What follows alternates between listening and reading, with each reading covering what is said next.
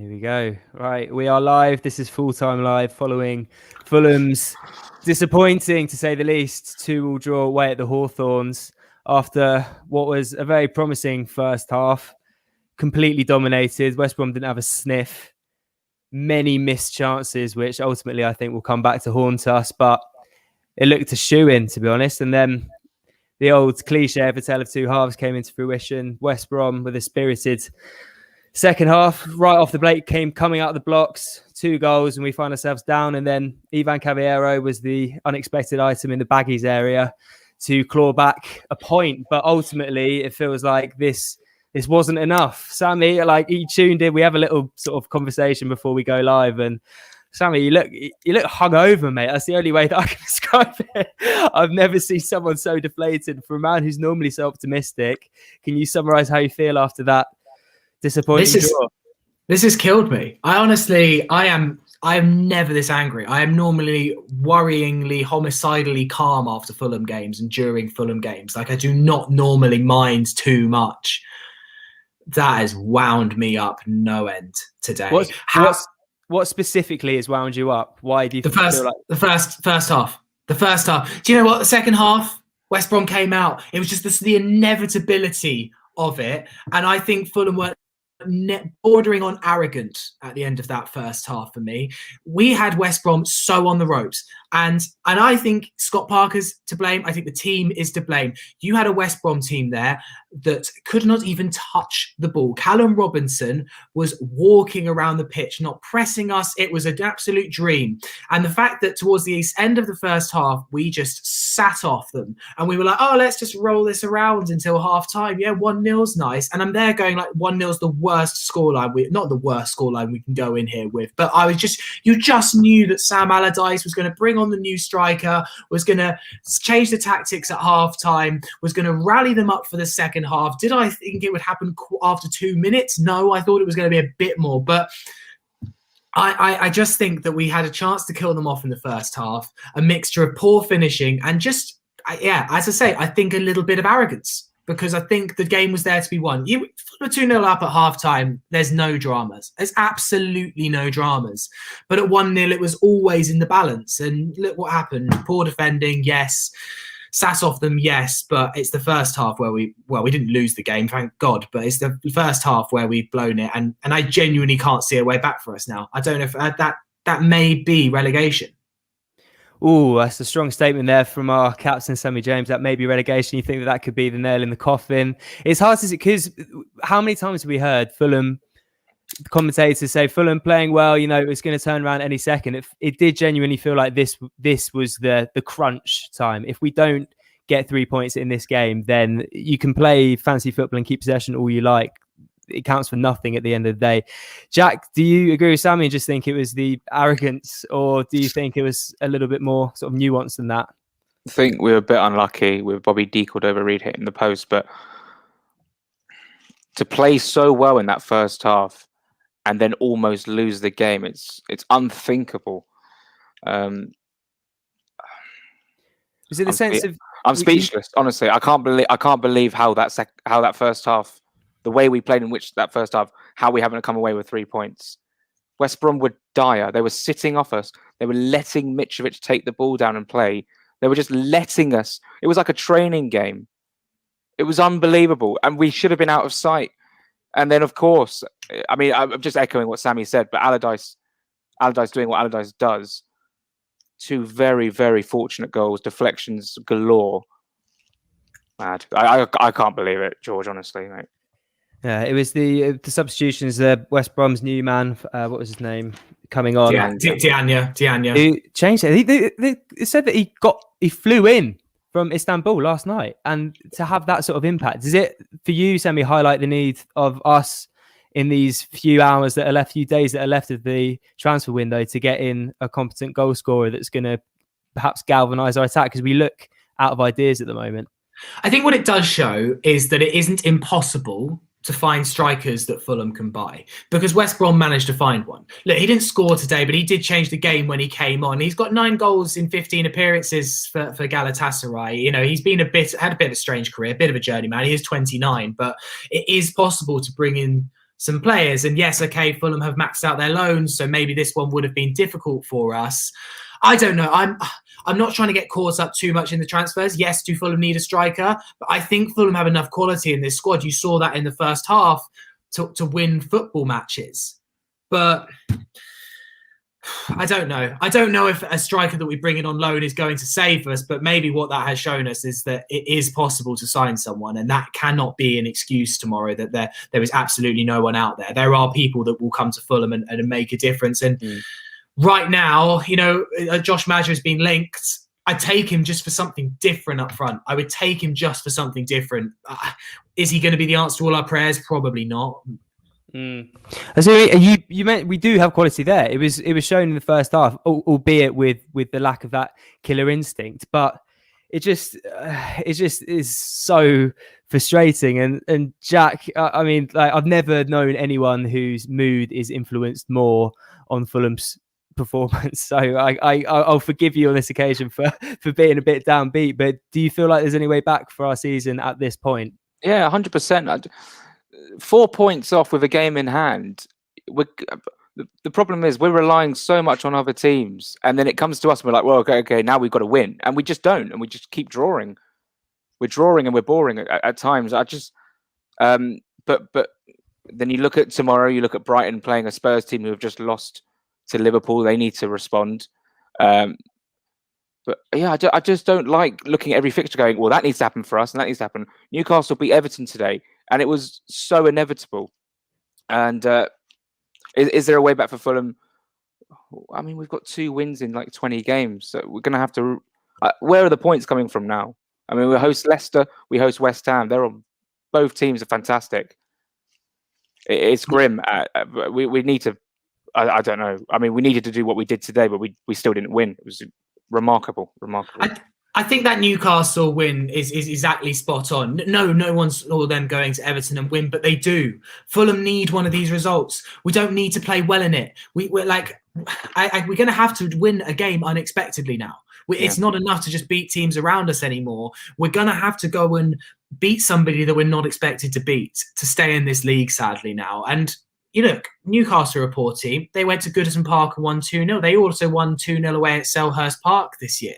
Fulham are going to have to start pulling some of these results out because we failed to take the opportunities, the easy opportunities that come to us. And I saw the comment there saying Newcastle have Callum Wilson and that's the difference. And it probably is. They do. But we also have clinical strikers that can finish. We have one. His name is Alexander Mitrovic.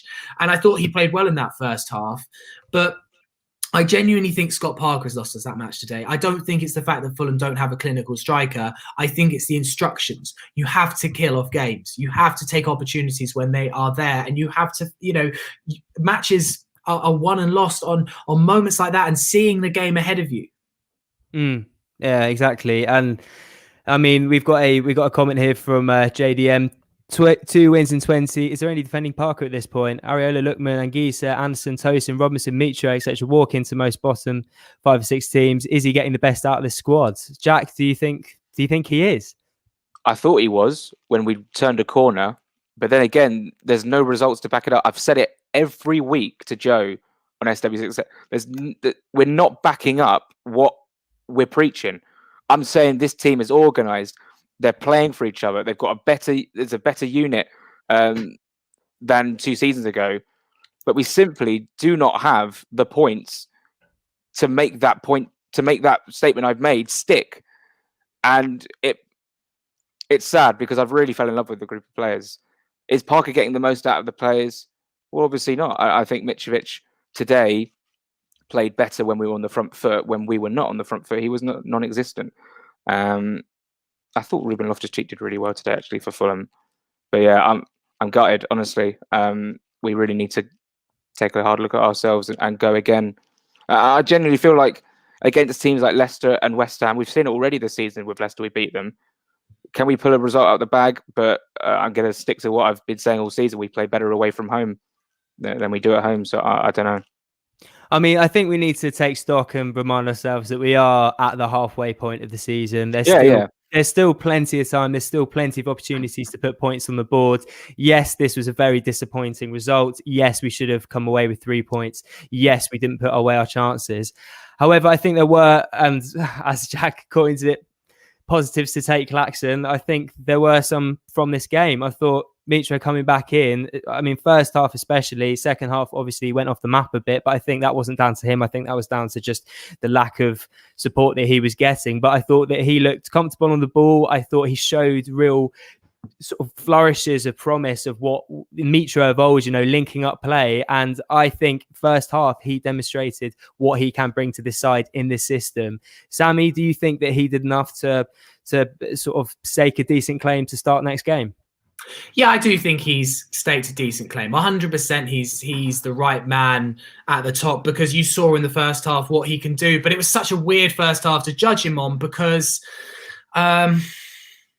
it was embarrassing the amount of time he had. Like it played into Mitrovic's hands. So I'm interested to see him against Leicester on Wednesday and see him get a start there, because they're going to give him a much tougher time than he got in the first half. And look, the second half was an omni shambles that I don't think Mitrovic really could. Like he did his best. He held up the ball a little bit. I still think he was losing the ball a little bit too much in the second half. Couldn't quite make it stick a couple of times. But yeah, I think he is the right man up top. We do need to use Mitrovic, and he probably does need a goal. He still needs a goal. I thought that maybe the confidence might come rushing back after the assist, which was a lovely assist, by the way, but it's not quite there. And look, he gets another inch or a few inches wider on that header towards the end from the corner and slots it past Sam Johnson, and it could have been 3-2. So he's certainly a threat. He makes them worried. The defenders gravitate towards him as well, and they just didn't do that with Ivan Cavallero, because I think they kind of knew you're not Mitrovic, and I think it meant that there was space for other players today to play. So I like Mitro. Yes, does he have the pace to play with in this system? Yeah, he's not the ideal player for it, but I think we are a poorer team without him. I mean, he was instrumental. I thought the first Fulham goal was exceptional. I was going crazy. That ball in from Lookman, bringing it down from Mitrovic, and then that ball through to Bobby Decordova-Reid.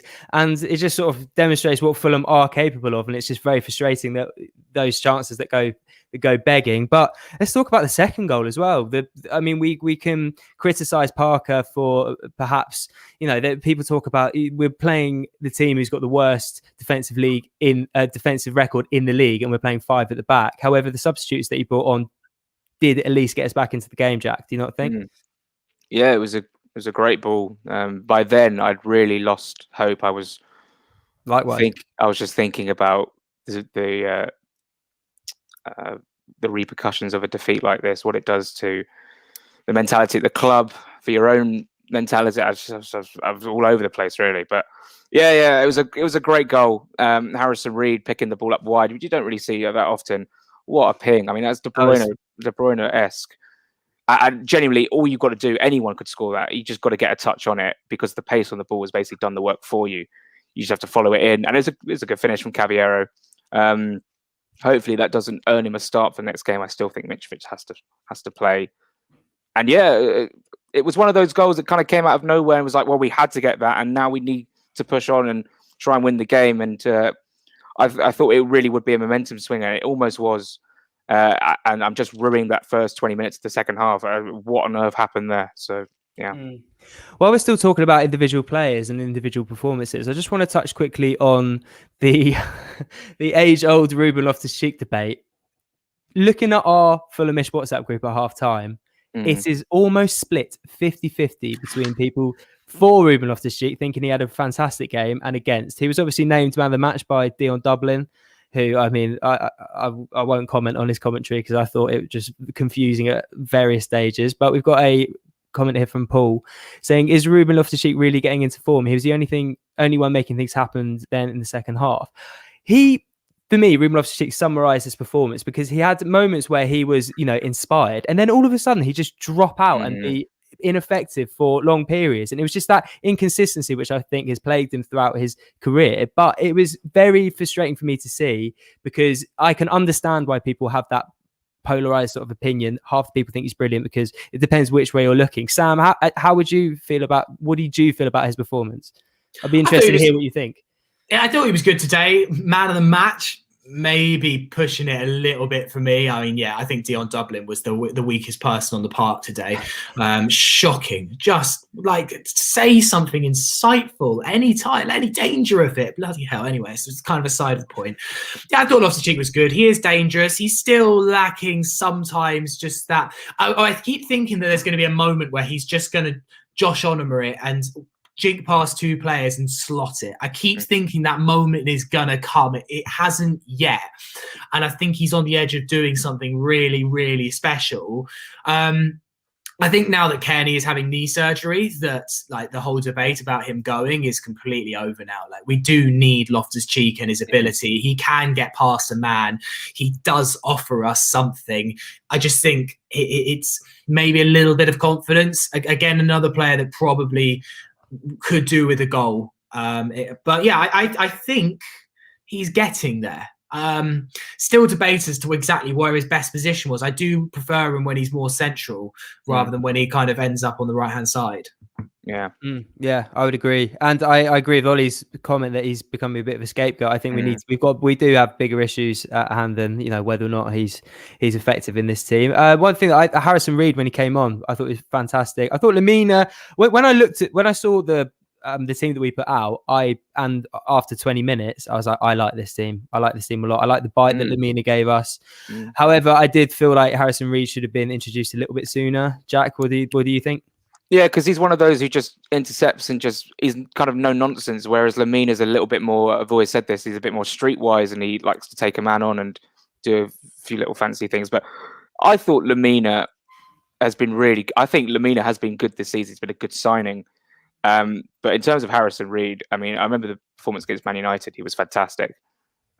He just gets his foot on the ball. He's not scared to make a challenge, put his foot in, and yeah, he should have probably come on earlier. But when he did, he made the difference to get us that point. And he was the one that everyone was talking about at the end of the season when we got promoted. We have to sign him, and thank God we did, because he's a great addition.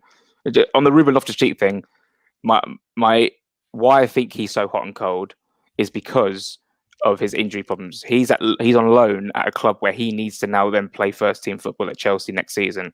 He doesn't want to risk putting in that extra 10% into a tackle or into a run because of that knee injury that he keeps getting.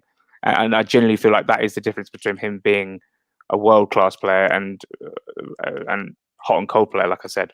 That's a very interesting take, and one that I've not heard before. I mean, it would make sense, but you think that as a player, the game and the league is so competitive now that you just can't afford to coast along and not give absolutely everything. Yeah. So I think, and also he doesn't get anywhere near that Chelsea team anymore. I know, sorry. Yeah, but he thinks he still can. He's out on loan at another Premier League team, thinking, right, this is my chance. This is last chance. I've been at a World Cup. I've had a loan at Crystal Palace. This is my last chance. And when you get an injury like that, Aaron Ramsey will tell you, not that he will ever speak to us, but when you get an injury like that, it does play on your mind, and I'm sure that's in his psyche somewhere. I'm sure. Perhaps, lads. I mean, I will keep reminding you because I feel like it's my duty that we are only halfway through the season. I know. Fulham, notoriously slow starters. We always have been. We've been for as long as I can remember, and I do. Despite today's shortcomings, I do feel as if we have that result out of nowhere, like we had at Leicester away, that will come and will galvanise us, and we will go on a run and we'll find ourselves fighting to stay. I don't think that all is lost just yet. Sammy, you're wanting to interject. It's the host in you. I'm going to pass over to you because I know you've got something to say. You just got to look at the stats, George, and it's looking really, really bleak. Yes, sound like a singer. We're halfway through the season. We had more wins at this time in 18-19. I know. We had this many wins in 07-08 when we had to go on the great escape to get out. We are at that level now where this is now great escape territory. If we look, it's not. No. It's not. We're 4 points. We're 4 points off. If we were in Sheffield United, that's great escape. We're one win away, which is a game in hand away from being 1 point away from the team in front of us. Precisely, Jack. We were 200 to 1 on to go down when we were down away at Man City. That like we were dead and buried. We were miles off. We're a lot closer to safety now than we were. We are staying up. Like, I know that that's a fact. We are staying in the Premier League, but it's looking harder and harder and harder. We're going to have to do something even more special after today. Yeah, I'm under no illusions, right? I know that we need to start finding a bit of luck. Those fine margins that, you know, the difference between putting a chance away and not putting a chance away that need to start going our way. And one that I want to talk about that we seem to have forgotten until now was the VAR chance on Lookman in the first half. Now, again, on the WhatsApp group, I hear you groan, Jack. I hear you groan. But I'm telling you, if Lookman goes down on that tug, it's a penalty. Yeah. It is a penalty. Yeah. I know you can argue the morality of it and whether it's what the game needs, but if he goes down there, that is a pen. A lot of people. Do you not think? Why not? There's contact. It puts him off balance. It's a goal scoring opportunity. In what world is that not a penalty, Sammy? Please explain to me. I don't think there's any contact. I think he barely touches his shirt. I think that Lookman's off balance anyway. I personally, if that had been given against Fulham, I'd have been livid. I'd have been livid if that was given against Fulham. We've seen him given against Fulham. The problem is that Lookman needs to have that forwards instinct if he goes down, then there's a debate. He's gone down. Is there enough contact to give a penalty? But he doesn't go down. He stays humble. He stays on his feet, which makes it very easier. What is happening? It's easier for the officials to make a decision into not giving the penalty. But I think, is it Sammy Jack who comes back? He's behind Lookman. He's running after Lookman, and he then tries to take him. Well, he doesn't try, but he puts his hands on him to then take him down. I think that's a pen, and if he goes down, it's an easier decision. Exactly. You see the likes of Salah, what they do is they will zhuzh up contact like that to make it easier for the referee to make that decision. Lookman, he tries to get a shot and he does the right thing that a footballer should do and stay up and try and get a shot on. But if you sway it in your favour a little bit, that's a penalty. You see Salah do it all the time. I don't. Anyway, moving on. Sammy touched upon an interesting topic there about comparing us to the Great Escape team. Like if we were to stay up from this position, by your logic, do you think that this team have pulled up a bigger fate than a bigger sort of achievement than the Great Escape team? Yeah, definitely, because I still believe that if Fulham stay up this year, given the fact we had such a short window, it's one of the greatest survivals in Premier League history. To survive winning the playoffs with a month to go like we did, and effectively we had a 4-game. We might as well got deducted 12 points this season, right? Because the first four games were pointless because Fulham barely had any time to get into the season with a brand new squad. And I think this team has got similar quality players to some of that Great Escape team. You look at Anderson and Tosin, and I don't think they're a million miles off Hangland and Hughes. And I think players like Lookman and Anguissa are. We escaped with players like Dixon Atuhu, and you're talking about Anguissa. Like we're talking different gravy here. Like we have got a better team in some places than the Great Escape team. However, this Great Escape team had Roy Hodgson.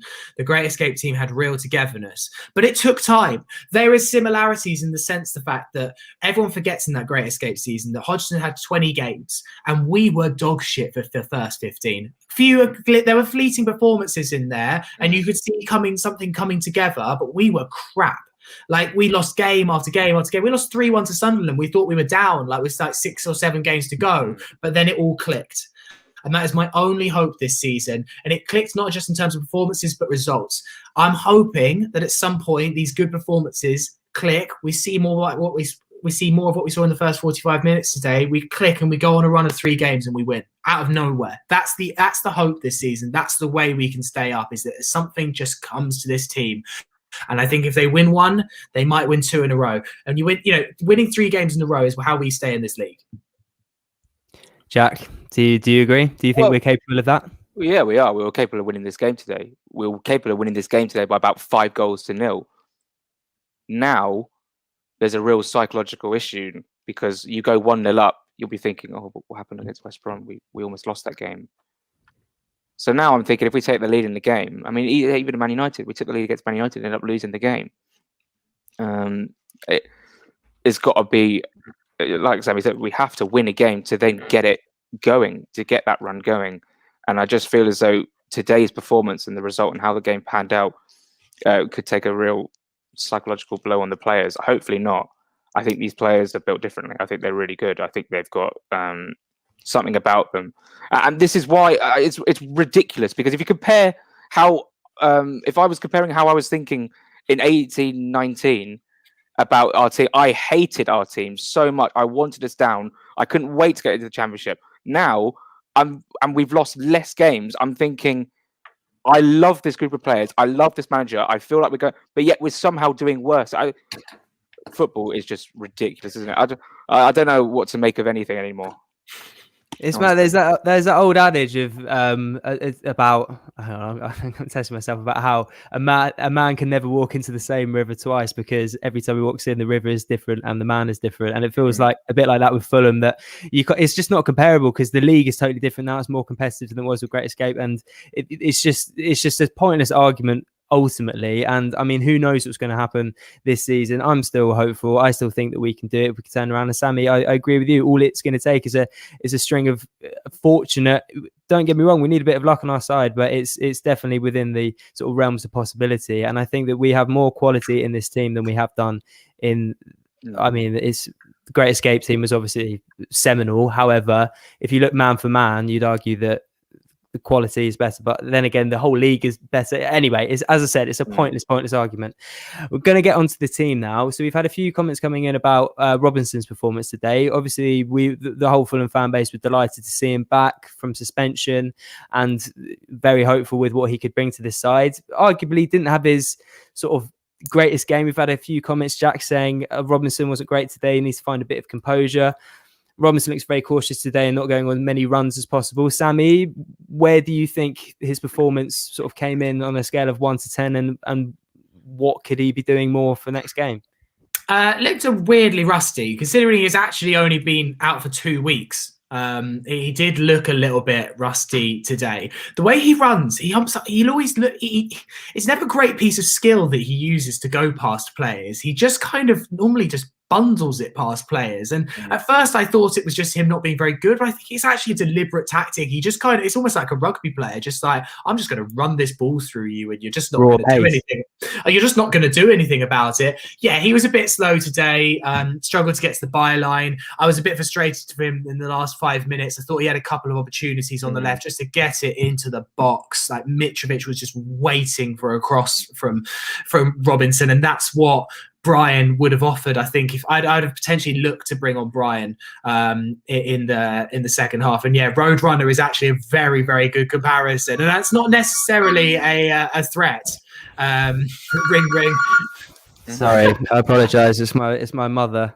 I won't answer it now, obviously. Mum, I'm on full-time. Mum. How unprofessional of me. She just wants to talk about the game, mate. She's just upset. She's having trouble. She doesn't agree with the Roadrunner comment. She's saying no. Nothing like Roadrunner. The problem with livid. Yeah, she's fuming. Is that he runs quicker than the ball moves. So he'll sometimes just run and he'll just leave the ball behind him. But whether you think that's tactical, I'm not sure. But yeah, he's one of our biggest outlets especially down that left-hand side. But why we brought on Tete, I thought was really, really clever, bringing on Tete just to whip balls into Mitrovic. But the amount of times Tete got the ball on that right-hand side, he didn't get it enough. And when he did, he'd like kick one straight out of play into the side netting. Yeah, there was, especially in added time, final 5 to going into added time, there was so many times we got the ball down the left and the right, and we just would play that extra pass to a deeper area to get across it from deep, which I think was just the wrong decision. The ball had to be whipped into Mitro. There was that comment is genius. Well done. There was one moment at the end of the game which was where we could have won it. Obviously, there was the Mitrovic header, but I think Fulham had a maybe 6-on-5, and Tete got the ball on the right, and it was a bad cross into the box. It was behind all of our players, and he just needed to put a good ball in there, and we were queuing up. Because West Brom had overcommitted. That was a real missed opportunity. And that may be just like the difference for Fulham. And I think 15 out of 20 teams in the league take that, and Fulham are not currently at that level where we could take a chance like that. We've got to be more clinical. That's the key thing today. Yes, a couple of poor moments defensively, but we have to be more clinical if we're to stay up. It's true. I remember that. I was screaming at my television. Ruben Loftus-Cheek was he was the sort of epicenter of it, charging forward, and he had so many options. And you'd be hard pressed to sort of criticize him for picking out Tete, but he had so many options. You were just like, come on, this is when you pick that killer ball that puts us through, puts it on a plate for Lookman or whoever. I agree. We need to start turning those chances into goals. So looking forward now, onwards, lads, onwards. We've got Leicester on Wednesday. How do we set up for that game? If you compare the starting lineup to this match, do you make any changes, Jack? Maybe bring in Reed for Lamina. Apart from that, I would keep it the same. I don't see Scott changing. If we're not going to change to a forward back against West Brom, we're not going to do it against Leicester, obviously. So, I would change one, Reed in for Lamina, which is harsh on Lamina. I think he's quite a good player. Fair enough. Would you agree, Sammy? 100%. My only changes is Reed for Lamina, because I think that Leicester are going to carry more threats. So I think you need Reed in there to be a slightly more defensive option than Lamina. But other than that, I actually think the lineup today, ultimately, I wouldn't mind us going to 4 at the back, but maybe not against Leicester anyway because of the threat they carry. It's a winnable-ish game. They are without Vardy. Yes, I know they're brilliant, and they've got Tielemans and Barnes and lots of very dangerous players. But we showed we could beat them at the King Power, and without Vardy, I genuinely just weirdly think Fulham can get a result, which goes against all logic in the table. But I am. Maybe it's just my foolish optimism. Half an hour with you, George, and I'm back to thinking we can win the league. Also, foolish optimism over cynicism any day of the week, mate. That's the only way to live your life. So what are you going to say, Jack? I was going to say also, Leicester are playing Leeds tomorrow, so they're going to be really, really, really tired out from playing Leeds. So hopefully we can capitalise and get a result, because obviously Leeds just tire everyone out. Let's hope Leeds lump 7 shades of shit out of them and they come in battered and bruised for us on Wednesday. And we've done it once before, we can do it again, and may this be the game that spearheads our survival campaign. I've been George Cooper. I've been joined by Sammy, James and Jack Kelly. Thank you for everyone who has joined and commented. It's been good fun despite the result. It's always good fun to chew the fat. It just makes everything better, doesn't it? Yes, therapeutic. I feel better now. I'm going to go have a beer and I'm going to chill and I'm not going to watch any football. Yeah, I was that close to ordering a curry, like when we were 2-1 down, like just a head loss curry, as I always do when we lose. Yeah, no, literally, yeah. Sit in my room and just close the curtains and just spend some time alone. Put on Papa Roach and just stew in your misery. That's what I do every time we lose, honestly. I'm a nightmare. Oh, well, Jack, enjoy that compensation curry. And we'll see you as we host Leicester at home on Wednesday. Anyway, have a good Saturday, guys. Thank you very much for everyone who watched and contributed. You're the best. And come on, you Whites. We're still in it halfway through the season. It's not over. Go on for them.